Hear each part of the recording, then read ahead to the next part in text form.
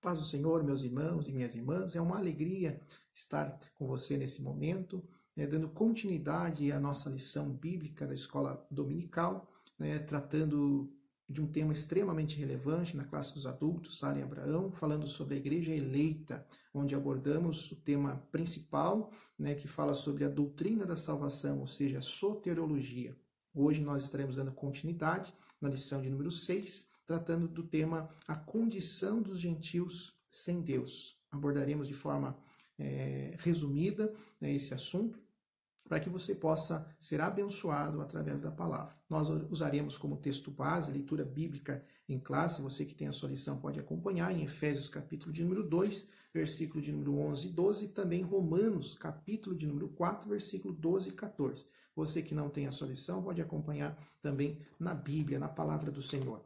Pois bem, vamos lá à leitura da palavra. Efésios capítulo 2, versículo de número 11 diz assim: Portanto, lembrai-vos de que vós, noutro tempo, éreis gentios, na carne, chamados incircuncisão, pelos que na carne se chamam circuncisão feita pela mão dos homens. Que naquele tempo estavais sem Cristo, separados da comunidade de Israel e estranhos aos concertos da promessa, não tendo esperança e sem Deus no mundo. Romanos capítulo 4, verso 12. E fosse pai da circuncisão, daqueles que não somente são da circuncisão, mas que também andam nas pisadas daquela fé que teve nosso pai Abraão, que tivera na incircuncisão. Porque a promessa de que havia de ser herdeiro do mundo não foi feita pela lei, a lei a Abraão, ou a sua posteridade, mas pela justiça da fé. Pois se os que são da lei são herdeiros, logo a fé é vã e a promessa é aniquilada.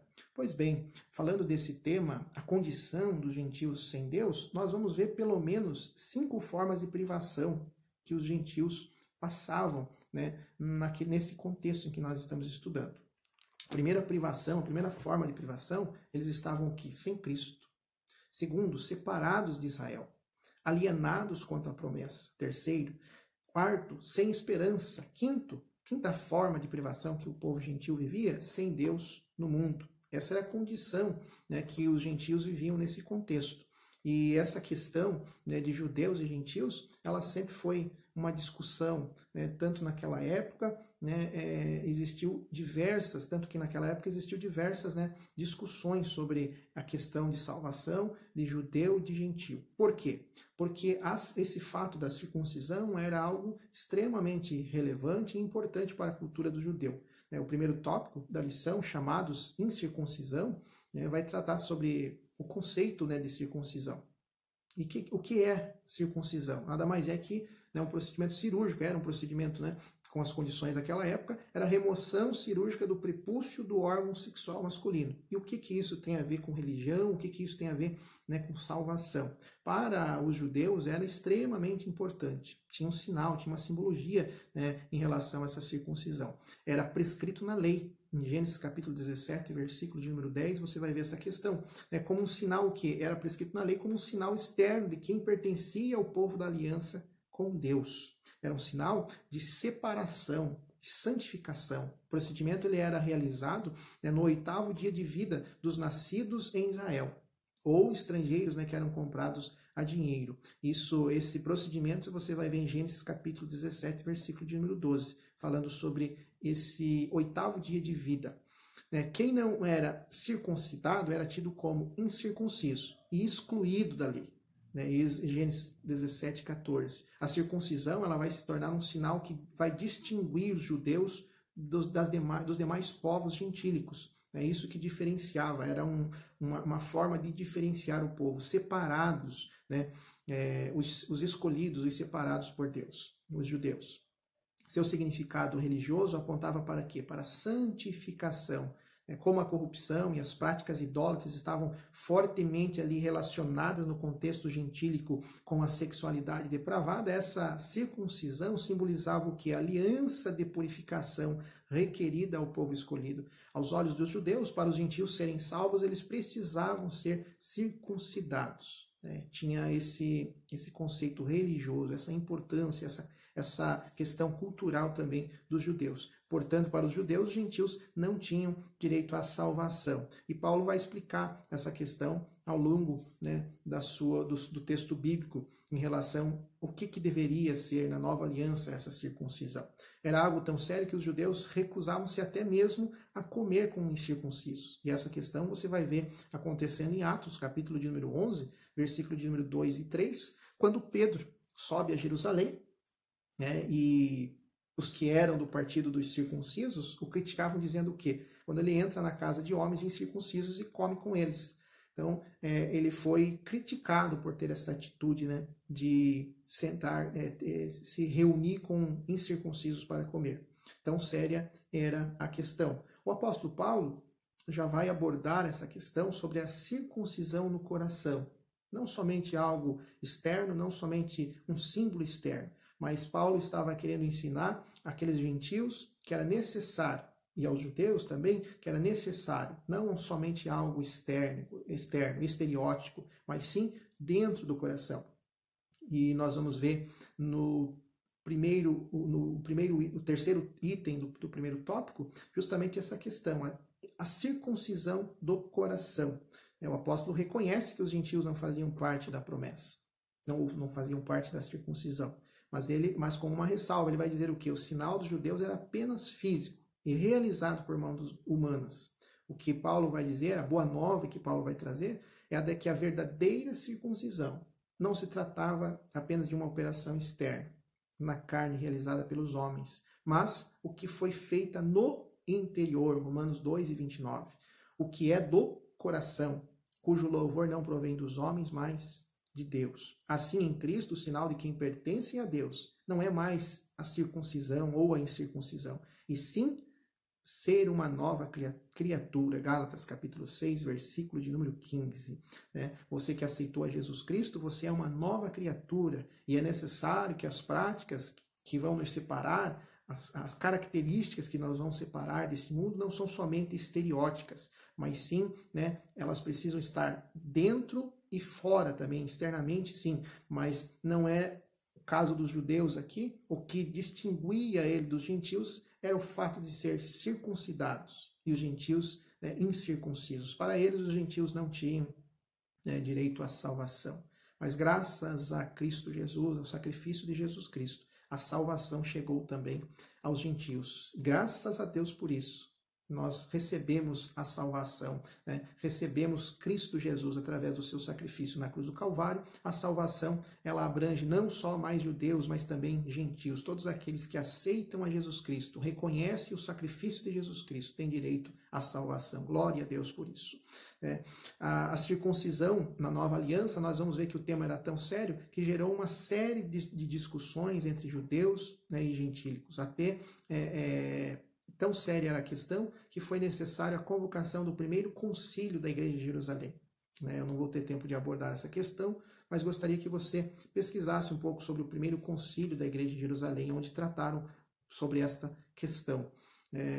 Onde foi deliberado, os assuntos que foram deliberados ali foram sobre a orientação do Espírito Santo. O segundo tópico da lição, estranhos ao concerto da promessa. Uma vida sem Cristo. Os judeus viviam uma vida sem Cristo. Ao descrever a história passada dos gentios, o apóstolo Paulo está trazendo a memória do que naquele tempo, isto é, antes da regeneração, eles viviam imersos no paganismo e, portanto, sem Cristo. E isso indica que a religiosidade dos gentios era incapaz de inseri-los na promessa messiânica de salvação. No tópico 3, nós vamos explicar um pouco mais sobre essa religiosidade dos gentios. Em João, capítulo de número 4, versículo 22, vocês samaritanos adoram o que não conhecem. Nós adoramos o que conhecemos, pois a salvação vem dos judeus. Também significa que eles desconheciam a Cristo, os gentios, como também eram indiferentes à promessa acerca dele e de sua obra. Eram separados da comunidade de Israel. Tinha esse fator, mais esse fator. Não pertenciam à comunidade de Israel por serem incircuncisos. Eles estavam excluídos não só dos símbolos externos, mas também não faziam parte do povo escolhido. Consequentemente, não podiam usufruir dos privilégios da aliança de Abraão. A constatação aqui que nós vamos ver é que cruel era de que Deus não havia se revelado aos gentios. pois a chamada divina fora feita somente a Abraão e a sua descendência.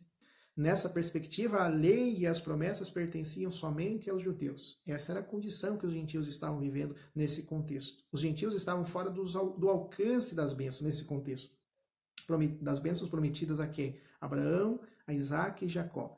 Entretanto, o que Paulo estava enfatizando é que os gentios precisavam saber que por meio de Cristo eles também se tornariam descendência de Abraão. E glória a Deus por isso, né? Glória a Deus que por meio de Cristo nós também nos tornamos descendência de Abraão. Gálatas 3:29. E se vocês são de Cristo, são descendência de Abraão e herdeiros segundo a promessa. Alienados dos pactos, uma vez separados da comunidade de Israel, os gentios desconheciam totalmente os vários pactos que Deus estabelecera com os patriarcas israelitas. E uma vez alienados desses pactos, separados, esses pactos eram reiterações da promessa messiânica, e eles não faziam parte, né, desses pactos. Os gentios não tinham noção desses pactos e, por conseguinte, estávamos alienados de qualquer promessa ou esperança messiânica. E quais são esses pactos? Rapidamente, o pacto abraânico, né, em Gênesis 12, 1, 3, o pacto mosaico, Deuteronômio capítulo 28, e o pacto davídico, em 2 Samuel capítulo de número 7, versículo de número 3. Esses eram os pactos que os gentios estavam alienados, eles não tinham conhecimento e não faziam parte desses pactos. Agora, uma vez regenerado, olha que maravilha, glória a Deus por isso. Agora, uma vez regenerados em Cristo, é revelada a grandeza do amor divino. Eles estavam alienados, eles estavam separados, né, das promessas, não tinham direito, mas por meio de Cristo Jesus, eles passaram a fazer parte desta promessa, a receber. De alienados da promessa por meio do sangue de Jesus, os gentios tornaram-se herdeiros da maravilhosa promessa. E se vocês são de Cristo, são descendência de Abraão e herdeiros segundo a promessa. Finalizando o tópico de número 3, sem esperança e sem Deus. Eles não tinham esperança porque a palavra esperança, né, traz a ideia de que? Do confiança e nas escrituras, e seu principal uso está ligado ao quê? A confiança nas promessas divinas. Eles estavam separados, eles estavam alienados aos pactos que Deus havia feito com o povo de Israel. Então, aonde eles iam depositar esperança? Os gentios eram desprovidos dessa esperança por causa da parte o quê? Da filosofia grega, que descartava a possibilidade de uma vida além do túmulo. Quando em Atos capítulo número 17, versículo 32, eles ouviram sobre ressurreição dos mortos, eles zombaram, porque a fé deles não estava firmada nisso. Para eles não existia vida, né, após a morte. Não existia uma vida além do túmulo. Falar sobre ressurreição, né, a ressurreição dos mortos, isso era para eles algo novo, algo que estava fora do contexto de fé da que eles estavam vivendo. Embora Deus tivesse decretado incluir os gentios no plano de salvação, eles mesmos ignoravam, porque viviam o quê? Viviam um paganismo, viviam a fé deles naquele momento, baseada na filosofia grega. Como a esperança é a âncora para a alma, os gentios desprovidos dela padeciam de medos e incertezas. Por consequente, a falta, né, de esperança e de paz revelava o que? A ausência de Deus. Sem Deus no mundo. Né? Efésios 2:12, ele finaliza dizendo sem Deus no mundo. A expressão aqui sem Deus não significa que os gentios não serviam ou não acreditavam numa divindade. Pelo contrário, eles eram politeístas e idólatras, os gentios, pois acreditavam e adoravam em muitos deuses. Filosofia grega, né? Assim, por meio de seu paganismo, estavam aqui alienados de Deus, que haviam se revelado, né, alienados de Deus que havia se revelado ao povo de Israel. Isso significa dizer que suas vidas eram o quê? Regidas pela falsa ideia de divindades pagãs que as mantinham escravizadas em densas trevas espirituais. Mas por meio de Cristo, a promessa de salvação, ela vai abranger os gentios. Trata-se de uma descrição, irmãos, de um quadro, né, um quadro calamitoso. Entretanto, infelizmente, né, esse quadro foi alterado por quê? Por meio da intervenção dos desígnios externos, né, de Deus. João, capítulo de número 17, versículo de número 3, esta é a vida eterna, que te conheçam, o único Deus verdadeiro, e a Jesus Cristo a quem enviaste.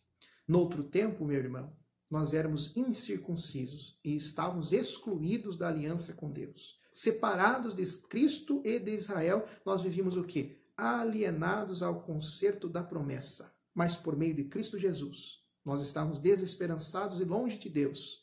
Um dia, porém, o grande amor de Deus, o amor divino, circuncidou os nossos corações, aproximou-nos de Cristo e de Israel, incluindo nós nas promessas, na esperança da promessa, e revelou a nós o quê? O único e verdadeiro Deus. E bendito seja o nosso Deus por ter, através de Jesus Cristo, nos alcançado também. Que Deus te abençoe, que esta palavra possa entrar no seu coração e abençoar a sua vida. Antes estávamos separados, mas por meio de Cristo Jesus fazemos parte da promessa. Glória a Deus.